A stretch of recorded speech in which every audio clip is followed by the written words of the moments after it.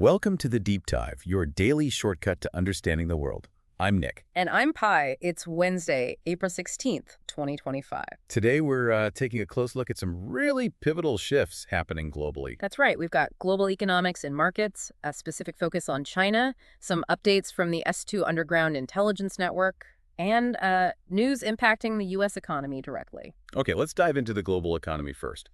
Big picture stuff. Mhm. U.S.-EU trade talks, India's debt situation, and Canada-U.S. trade friction, especially around cars. Right. Starting with the U.S. and EU, the talks in Washington this week with Trade Chief Kovic and U.S. officials Lutnick and Greer, well, it didn't seem to yield much. Yeah, reports suggest very little progress was actually made. And the U.S. is signaling pretty clearly that those Trump-era tariffs on EU goods, the ones that were temporarily lowered to 10%, they're likely staying. So that 90-day grace period is running out, and the 10% looks like it might just stay 10% or even go back up. The signal is they'll remain, and probably the other duties too, on metals, vehicles, things like that. And this fits into the wider U.S. strategy, doesn't it? Right. Structure trade, boost domestic manufacturing, maybe help fund those tax cuts. Exactly. And the scale we're talking about is huge for the EU. About 380 billion euros worth of exports facing these tariffs. That's what, over 430 billion US dollars? A massive number. And the EU held off on their own tariffs, around 21 billion euros worth, hoping for a deal, right? For 90 days. But now Brussels is, understandably, getting nervous and reportedly prepping more countermeasures. They even offered to eliminate tariffs on all industrial goods, cars included. That sounds like a pretty big concession. You'd think so, but the U.S. apparently turned it down, which suggests they're looking beyond just tariffs. Okay, so what's the focus then? It seems to be broader, more structural things, regulatory standards, trying to realign supply chains. There was even a report suggesting the U.S. wants European chemical firms making more pharmaceutical precursors in the U.S. Interesting. And that ties into the whole new Cold War idea, maybe, using trade to isolate China. That definitely seems to be part of the strategy. The U.S. president has been quite vocal, accusing the EU of exploiting trade, citing their surplus, mentioning the lower average EU tariffs WTO data put it at 2.7% in 2023. Though the EU would argue they have other non-tariff barriers the U.S. faces. It's complex. Very. And look at cars in 2023. The U.S. imported over $52 billion worth from the EU, 5 times what they exported to the EU. The EU floated buying more U.S. LNG, liquefied natural gas, but that didn't get much traction either. Limited interest from the U.S. side, it seems, though energy talks are still happening. So the big picture is talks continue at a technical level, but they're far apart on key stuff. Like digital services, AI, food safety, areas where the U.S. sees European rules as barriers. Exactly. Non-tariff barriers, essentially. Okay, let's pivot to India. There's a concerning story about rising household debt. Yes, the Financial Times highlighted this, focusing on Anurag, a former travel agent in Mumbai. Lost his job, now owes over $13,000. They call him a silent casualty. And his story isn't unique, is it? It points to a bigger structural problem hiding behind India's positive growth numbers. It really does. It looks like the urban middle class is faltering. People using credit to, keep up appearances as incomes stagnate and living costs rise. The numbers are pretty stark. Retail lending up over 30% in 2023. Lots of it unsecured personal loans. And the Reserve Bank of India data shows household debt climbing fast from 35% of GDP in 2020 to 43% in 2023. So the RBI stepped in, tightened rules for banks. They did. Raised capital requirements on personal loans, trying to curb borrowing. Credit lines got tighter. But maybe a bit too late. Defaults are already rising. Seems so. Late payments on personal loans over 90 days late hit 5.2% late last year. That's up from just 2% in 2019. And that has wider economic effects, obviously. GDP growth slowed, consumption is slipping. Right. GDP cooled to 6.5% from 9.2%. And some research suggests maybe 10% of middle-income Indians are in a debt trap. Household savings, a 50-year low. Wow, and technology is playing a role here too, making credit easier to get. Definitely. Credit cards, fintech apps, microfinance. It's easier than ever, even for lower-income families. But maybe without enough financial education or safeguards. And leading to aggressive debt collection tactics, even public shaming. Sadly, yes. There are reports of that. It's become a political issue, too. Karnataka state passed laws to curb coercive recovery. Critics say the Modi government was maybe slow to react nationally. Though financial watchdogs are acting now, The RBI penalized some lenders. Yes, they did penalize some predatory microfinance lenders late last year and eased some restrictions early this year, but still, over 13% of microfinance loans are delinquent, and gold pawning is up 77% year on year. That's a classic sign of household stress, isn't it? Pawning gold. It absolutely is. It paints a worrying picture, a middle-class boom potentially undermined by debt. Okay, let's round out the global econ picture with Canada and the U.S. The auto tariff saga continues. Right. Canadian Prime Minister Mark Carney announced a conditional exemption from retaliatory tariffs for automakers importing U.S.-made vehicles. Conditional being the key word. What's the condition? They have to keep producing and investing in Canada, maintain their footprint there. It's designed to protect Canadian manufacturing while giving some relief to companies like GM, who build in Ontario but also import from the U.S. This comes after Carney put tariffs up to 25% on U.S. cars last week, mirroring Trump's levies. Exactly. And the North American auto industry is so integrated, these tariffs cause huge disruption. So Carney basically said, keep building here, and you avoid our counter tariffs. Pretty much. His quote was clear. Our counter tariffs won't apply if they continue to produce, continue to employ, continue to invest in Canada. If a manufacturer reduces local output, its ability to import tariff-free vehicles will be scaled back. A direct link. Are companies already feeling the pressure? Yes. Reports say Stellantis idled its Windsor plant. GM is suspending operations at another Canadian facility, both citing soft demand for electric vans, but the tariff uncertainty likely doesn't help. Honda was rumored to be thinking of shifting production too. There were reports, but Honda says its Ontario plant is running full tilt. And the industry minister confirmed Honda hasn't made a final decision to move anything. Politics is playing a role too with the upcoming Canadian election. Right. Mark Ghani, who's running, criticized Trump's tariffs and pledged 2 billion CAD to support Canada's auto supply chain. The opposition is also promising negotiations and tax cuts for Canadian-made cars. And auto is giving some temporary relief beyond autos. Yeah, a 6-month reprieve on tariffs for some essential U.S. imports, manufacturing inputs, healthcare, public safety stuff. Affects about 60 billion CAD in trade beyond just cars. So a very tangled web of trade disputes and economic pressures globally. Let's shift now to China. What are we seeing there? Well, the picture coming out of Shanghai, particularly from social media and firsthand accounts, is quite concerning. Like that video from a worker saying, the latest way to die in 2025 is by coming to Shanghai to work. That's pretty stark. It is. He cited widespread business closures, owners apparently fleeing. Other commenters mentioned seeing lots of closed stores, even regular restaurants. Many didn't reopen after the new year. And high costs pushing people out. Someone moved to Shein because of Shanghai rent. Exactly. And another local resident shared a story about a restaurant open 10 years. Only 2 tables occupied one night. Revenue. Just 300 yen. Less than $5 US. Wow.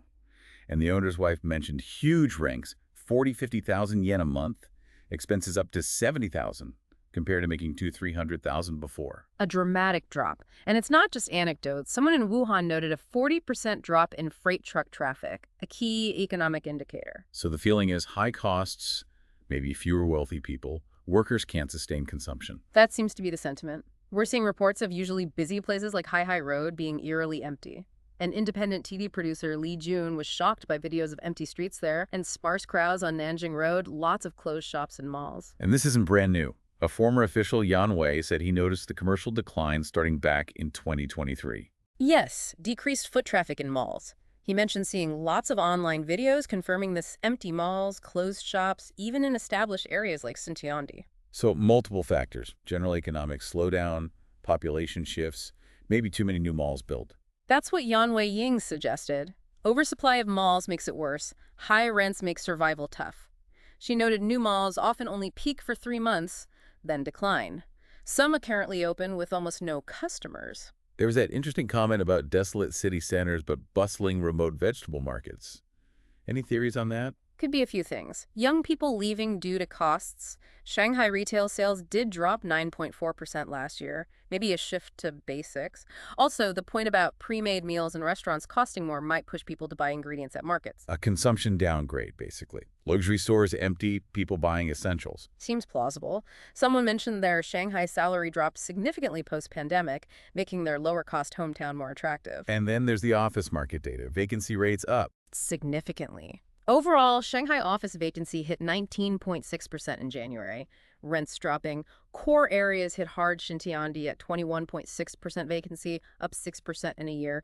Lujiazui, Northern Riverside, a staggering 55.7%. That must be linked to foreign companies pulling out or shutting down back in 2022. Very likely, leaving lots of empty space.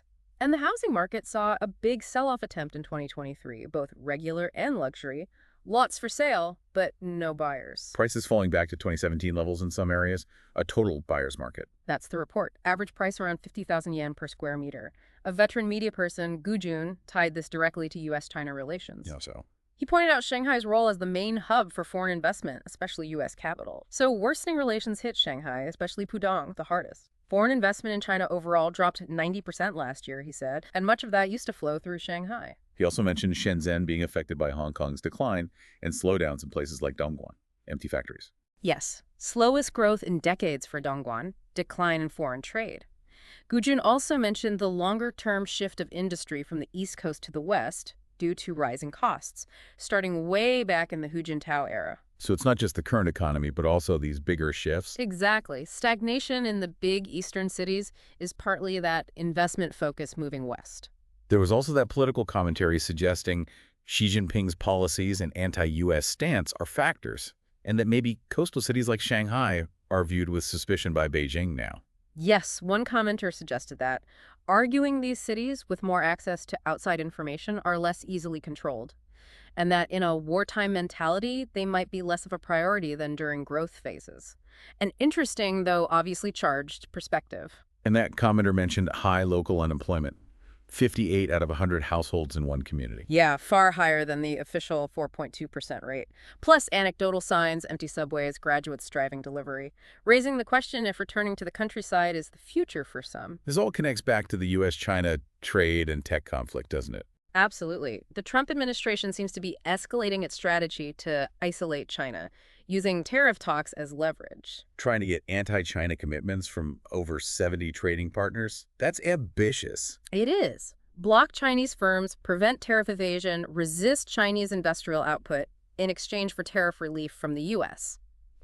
Treasury Secretary Bessent reportedly sees containing China as central to U.S. foreign policy. Trump even hinted at rewards for countries distancing themselves, like Panama. Right, and it goes deep into tech and telecom. FCC Chair Brendan Carr basically told European allies to pick a side, U.S. or Chinese tech ecosystems, satellite internet, AI. He criticized European hesitancy over Starlink, framed it as a test against China. He did. Urged them to drop protectionist attitudes, warned against aligning with Chinese tech. You see the divide in satellite broadband European firms lagging Starlink, partly due to regulatory uncertainty and those U.S. threats to cut service like in Ukraine. Though the EU suggesting European firms meet Ukraine's needs gave some EU satellite stocks a boost.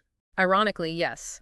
Carr also floated faster approvals for Ericsson and Nokia if they expand U.S. manufacturing, though they're already heavily invested there. And then there's NVIDIA. Huge news with the H20 AI chip ban for China.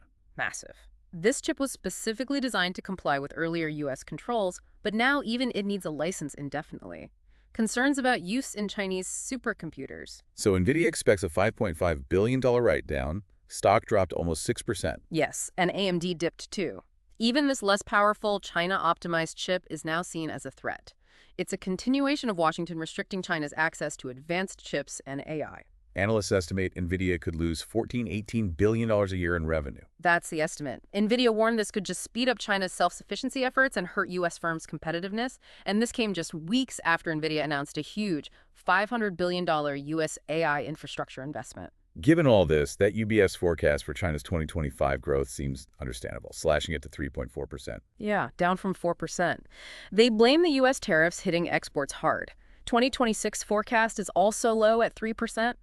They called the tariff shock an unprecedented challenge. Expecting GDP growth to be cut by over 2 percentage points, exports to the U.S. plummeting by 2/3. That's their projection. Total outbound shipments down maybe 10% this year. They expect Beijing to respond with stimulus, maybe 2 points of GDP worth, plus monetary easing. But even with a strong Q1 export number, cargo volumes started slipping in April. Signs the impact is starting. And Michael Pettis at Peking University argued this trade pressure will force Beijing towards unhealthy, debt-driven growth to hit that 5% GDP target, rather than consumption-led growth. Okay, let's move to the S2 Underground update. What's happening in France? A series of quite concerning riots and attacks at prisons over the weekend. Attacks? What kind? Reports mention drive-by shootings, small arms fire targeting prison gates and entrances at multiple facilities. Any idea who or why? Analysts suspect it's linked to ongoing narcotics trafficking issues, particularly in Western France. This follows some high-profile incidents back in November: turf wars, counter-narcotics operations, even small arms skirmishes. So organized crime elements getting bolder, more sophisticated. They mentioned a prison van rescue in the past. Exactly. That's the concern, increasing sophistication and willingness to use violence. Okay, turning to the U.S., specifically Texas, two worrying items there. First, a school shooting. Yes, at Wilmer Hutchins High School in Dallas, 3 students shot by another student. School went into lockdown. Suspect caught. Apparently identified, but still at large. And this is where it gets unusual, according to analysts. Authorities haven't provided a description and are concealing the identity. Why is that drawing comment? Because analysts say withholding identity hinders public help in catching a fugitive, especially after gun violence at a school. It's different from withholding a deceased shooter's name during an investigation. Right, okay. And the second Texas item, the Carmelo Anthony murder trial. Yes, the trial is impending. Anthony confessed to stabbing Austin Metcalf at that track meet on April 2nd. And the tension is because he was released on reduced bail. That's a huge part of it. It's led to increased tensions locally and nationally. Analysts are saying this single case has become a real flashpoint, tapping into long-held sentiments. Almost a modern-day O.J. Simpson trial kind of situation. That's a heavy comparison. Potential for racially motivated violence. That's the concern observers are raising. It's reaching worrying levels. And the online support for Anthony is significant. How significant? A Gibson and Grogo donation campaign has raised roughly $435,000 from over 12,800 donors. And media reported his family moved into a luxury mansion in Frisco, confirmed by attorneys. And the online rhetoric is becoming dangerous. Extremely concerning. Open calls for murder along racial lines. Analysts see a high likelihood of copycat or retaliatory violence. The idea that someone could commit such a crime and receive financial backing and public cheers. Oh, you could motivate others. That's the fear. One analyst put it very bluntly. If street criminals think they can get wealth, legal support, and cheers for murder, there's no telling how many more violent crimes might happen. A very sobering assessment. Okay, let's bring it back to the U.S. economy more broadly, looking at manufacturing. The latest New York Fed survey sounds pretty grim. Yeah, it really does. Factory activity in New York State contracted again in April. That's the second month straight. And the outlook plunged. Lowest since 2001. Exactly. The gauge of near-term business conditions just plummeted, largely attributed to the uncertainty around the Trump administration's tariff plans. Business optimism surged after the election, but now expectations are cratering. That uncertainty really hurts labor, doesn't it? Absolutely. The main index, the General Business Condition Index, did tick up slightly, but it's still in contraction at -8.1. But the Outlook Index slumped over 20 points to -7.4. That's the second lowest reading ever. So manufacturers are expecting orders and shipments to shrink over the next 6 months. That's right, and that's the real worry. If the outlook was good, you could maybe brush off a bad month. But they expect declining orders and shipments. That hits labor directly. Policies are causing chaos, uncertainty, demand plunging. The gauges for future bookings and shipments are the lowest since 2001. Lowest on record, going back to 2001. Workers are worried finances, jobs, finding new work if they get laid off. This survey suggests their worst nightmare might be approaching. And there's a historical link between new orders and wages, right? Yeah, Stephen Van Meter points this out often. New orders slow down, and then average hourly earnings decelerate with a lag. We saw it in '98, dot-com bust, GFC, 2015-16, pre-pandemic. The decline in new orders since 2022 suggests earnings are headed down, not up, which is terrible with inflation still around. And working hours react faster. Much faster. Average weekly hours, that usually gets cut first. So even if you get a small raise, your take-home pay drops because you're working fewer hours. History confirms this pattern. And unemployment claims tend to follow. Continued unemployment claims, yes, they tend to rise as new orders contract. We saw it in '95, dot-com, GFC, pre-pandemic. This New York data points towards workers hitting the unemployment line with fewer opportunities elsewhere. The survey showed more firms cutting employees and hours than adding them. That's right. More firms reporting fewer employees than hiring, more firms lowering hours than raising them. It validates the trend. Fewer hours, fewer employees, smaller paychecks, lower take-home pay. And this is happening while prices are potentially going up because of tariffs. Stagflation. That's the big fear. The outlook is terrible, lowest in 24 years for future orders. But the prices paid by manufacturers, highest since August 2022. Prices received are also rising more than a 2-year high. It points to tariffs adding inflationary pressure. And there's a lag with tariffs hitting consumer prices, right? Because of inventories. Usually 3-4 months. So prices could be headed even higher just as people's paychecks are shrinking. Looking back, we see these stagflationary periods, CPI rising while take-home pay shrinks, like late 80s, early 90s, 98.com, GFC. Since 2022, inflation surged without wages keeping up. We got some disinflation. But now tariffs risk pushing inflation up again while hours and pay shrink. So the firms surveyed are pessimistic, expecting falling orders, flat spending, rising prices, worse supply availability. Pretty much across the board pessimism for the next 6 months. It points to potentially a massive air pocket in the U.S. economy. Pandemic payback, tariff front-running, tariff uncertainty. It might be hitting sooner than people thought. Trump floated a temporary reprieve for auto parts tariffs, but the uncertainty itself is the problem for manufacturers. Exactly. Bringing manufacturing home takes time, investment. If you don't know how long tariffs will last, how can you plan? It's paralyzing. And the potential cost to consumers is huge, $30 billion for the first year, with car prices already averaging $50,000. Makes you wonder if people will just cancel buying a new car or somehow absorb the cost. Affordability is already stretched. And Trump's flexibility, or lack thereof, adds to the confusion. Right. He shifts plans frequently, offers exclusions for tech, then suggests they might come back as sector-specific tariffs later. He said, "I'm very flexible. I don't change my mind, but I'm flexible." Interpreting that is key. Janet Yellen called the policy misguided, warned about uncertainty. She did. Said she was confused about the objectives with countries like Vietnam, which the U.S. encouraged to diversify away from China. She believes that China tariffs will heavily burden U.S. households. But she also said the economy is strong. No case for Fed intervention as of now. Echoing comments from Bill Dudley, seems like the Fed message is, don't expect us to rush to the rescue this time. So the takeaway from the New York Fed survey is significant uncertainty leading to fewer hours, smaller paychecks, and potential job losses spreading. That seems to be the bottom line warning coming out of this report.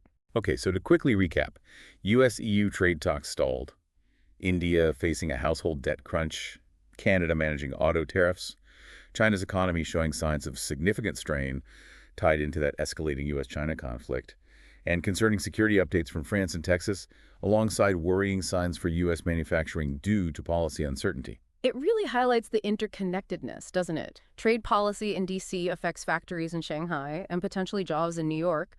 Debt in Mumbai has global ripples. Everything feels tightly linked right now. It really does.